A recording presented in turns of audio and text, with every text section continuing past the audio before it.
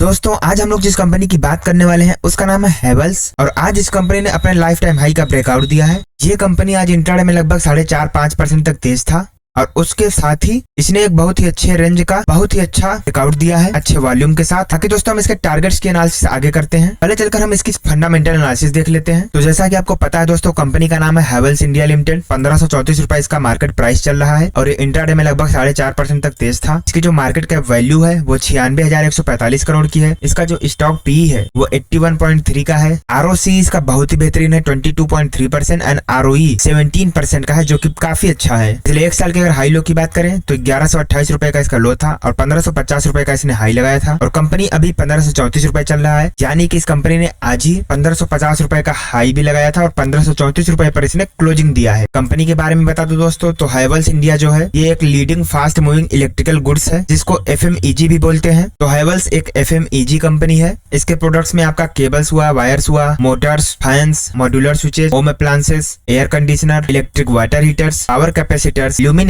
For domestic, commercial and industrial application, यानी कि ये कंपनी इलेक्ट्रिकल गुड्स से रिलेटेड लगभग हर एक सेगमेंट में काम करती है। कंपनी का आप लाइफ टाइम चार्ट देख पा रहे हैं दोस्तों, काफी बेहतरीन कंपनी है, लगातार हायर हाइज लगाती रहती है और पिछले 1-2 सालों में इसमें काफी अच्छा कंसोलिडेशन भी हुआ है और आज ही इसका ब्रेकआउट हुआ है। इसके प्रोज एंड कॉन्स की बात करें तो कंपनी ने अपना डेप्ट जो है वो काफी ज्यादा कम किया है और अभी ऑलमोस्ट डेप्ट फ्री हो चुका है और ये अपने इन्वेस्टरों को काफी अच्छा डिविडेंड भी पे आउट करता है। और इसके कॉन्स की बात करें तो स्टॉक जो है वो 13.9 टाइम्स की बुक वैल्यू पर अभी भी ट्रेड कर रहा है। इसके पीयर कंपैरिजन की बात करें तो कंज्यूमर ड्यूरेबल्स में ये कंपनी काम करती है, जिसमें आपका हैवेल्स इंडिया हुआ, क्रॉम्पटन ग्रिप्स हुआ, ये दोनों ही कंपनियां इसी सेक्टर की हैं और दोनों ही काफी अच्छी कंपनी है। हैवेल्स के अगर हम क्वार्टरली रिजल्ट्स की बात करें दोस्तों, तो इसका जो सेल्स ग्रोथ है वो दिसंबर 2020 में 3,175 करोड़ का था, दिसंबर 2021 में 3,664 करोड़, दिसंबर 2022 में 4,128 करोड़ और दिसंबर 2023 में 4,414 करोड़ का इसका सेल्स था। नेट प्रॉफिट की बात करें तो दिसंबर 2020 में 350 करोड़ का प्रॉफिट था, दिसंबर 2021 में 306 करोड़ का प्रॉफिट, दिसंबर 2022 में 284 करोड़ का प्रॉफिट और दिसंबर 2023 में कुल 288 करोड़ का प्रॉफिट बनाया इस कंपनी ने। यानी कि ये कंपनी लगातार अपने sales growth and profit growth में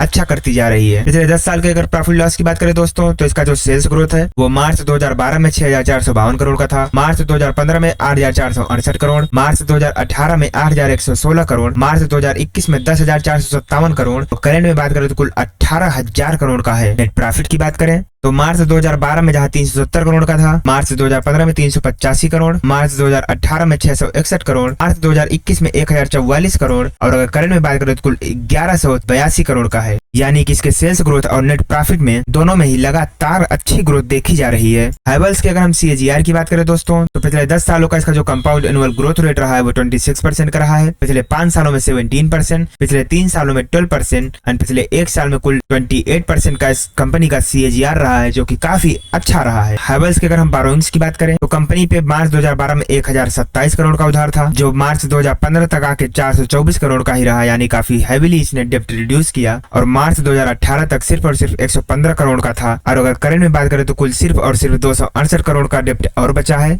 तो कंपनी ने काफी हैवीली अपना डेप्ट कम किया है। टोटल असेट्स की बात करें तो जहां 4,175 करोड़ का असेट था मार्च 2012 में, मार्च 2015 में 4,788 करोड़ का हुआ, मार्च 2018 में 6,608 करोड़, मार्च 2022 में 10,523 करोड़ और अगर करंट में बात करें तो कुल 11,000 करोड़ का इसके पास असेट भी है, जो कि काफी अच्छी बात है। दोस्तों अगर हम शेयर होल्डिंग पैटर्न की बात करें तो हैवेल्स में प्रमोटर्स की हिस्सेदारी 59.50% थी मार्च 2021 में और दिसंबर 2023 में 59.43% है, जो कि देखा जाए तो प्रमोटर्स ने लगभग न के बराबर ही अपना ऑफलोड किया है। FIIs की बात करें तो जहां 24.91% पर थे, उन्होंने भी बहुत थोड़ा सा प्रॉफिट बुकिंग करके 23.96% किया है। DIIs की बात करें तो जहां 7.89% पर थे, DIIs ने अपनी होल्डिंग बढ़ा के 10% किया है और गवर्नमेंट की बात करें तो गवर्नमेंट ने भी जहां 0.19% का स्टेक लिया था, उन्होंने 0.11% तक कर दिया। और अगर बात करें पब्लिक की तो पब्लिक की होल्डिंग जहां 7.51% थी, वहां से 6.49% हो गई है। तो यहाँ से जितनों भी थोड़ा थोड़ा ही सही, सबने अपना पोजीशन कम किया है और सबके पोजीशन का खरीदार रहा है DII यानी कि म्यूचुअल फंड इंडस्ट्रीज। दोस्तों अगर हम लोग हैवेल्स की फॉरेंसिक एनालिसिस देखते हैं तो ROE इसका काफी बेहतरीन रहा है पिछले 10 सालों में। रेवेन्यू रिकॉग्निशन में थोड़ी सी कमी देखी गई है, बाकी इसका वर्किंग कैपिटल काफी बेहतर रहा है, रिटेल्स की होल्डिंग भी ठीक है, कंपनी ने अपना डेप्ट कम किया है, प्रमोटर्स ने कोई भी शेयर प्लेज नहीं नहीं किया है और इसका शेयर प्राइस भी पिछले 10 सालों में काफी तेजी से बढ़ा है। और सबसे अच्छी बात कि प्रमोटर्स की होल्डिंग भी पिछले 3 महीनों में कम नहीं हुई है। दोस्तों, अगर हम लोग मार्केट शेयर की बात करें तो एयर कंडीशनिंग, जैसे कि आपको पता है लॉयड हैवेल्स की कंपनी है, इसमें इसका 10% का हिस्सा है। 16% का मार्केट शेयर है इसके पास इलेक्ट्रिकल केबल सेगमेंट में, 19% का इसके पास मार्केट शेयर है फैन सेगमेंट में यानी कि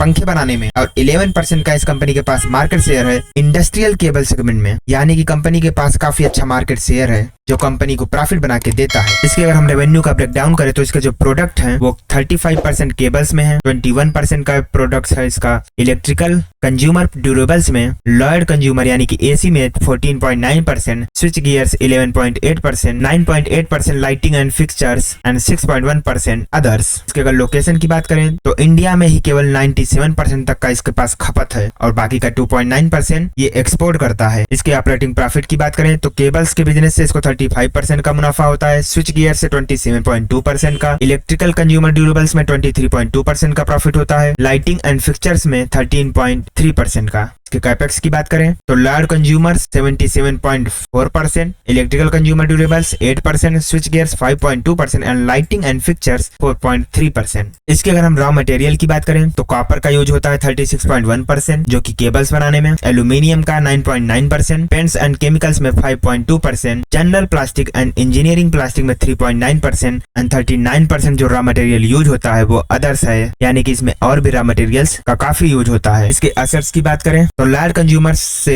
32.1% का एसेट है, केबल्स में 12%, electrical consumer durables 10.5%, lighting and fixtures 5.7% and switch gears में 5.6% का। तो दोस्तों हम एक बार और इसके चार्ट की एनालिसिस कर लेते हैं। तो जैसा कि आप देख पा रहे हैं ये कंपनी बहुत ही बेहतरीन कंपनी है। अपने लिस्टिंग के बाद से ही ये लगातार ऊपर बढ़ती चली जा रही है और ये कोविड-19 वाली गिरावट है और वहां से इसने जो हाई पकड़ा तो ये और भी तेज हुआ। वापस आके यहाँ पर इसने जुलाई 2021 के आसपास इसने हाई लगाया और वहां से ये एक रेंज में ही फिर कंसोलिडेट करता रहा और आज इसने अपने लाइफ टाइम रेंज का ब्रेकआउट किया है और आज ये स्टॉक अपने लाइफ टाइम हाई को टच किया। तो अगर ये स्टॉक अपने ब्रेकआउट लेवल को सस्टेन करता है तो यहाँ पर एक एंट्री बनती है, आप यहाँ से एंट्री लीजिए और इसके जो आने वाले टारगेट्स हैं वो आपको पहले 1700 रुपए के आसपास, फिर उसके बाद 1800 के आसपास और जल्द ही फिर ये आपको 2000 के आसपास का भी टारगेट दिखा सकता है। बाकी दोस्तों कोई भी इन्वेस्टमेंट करने से पहले एक बार खुद से जरूर जांच लेना और वीडियो को लाइक करके चैनल को सब्सक्राइब जरूर कर देना।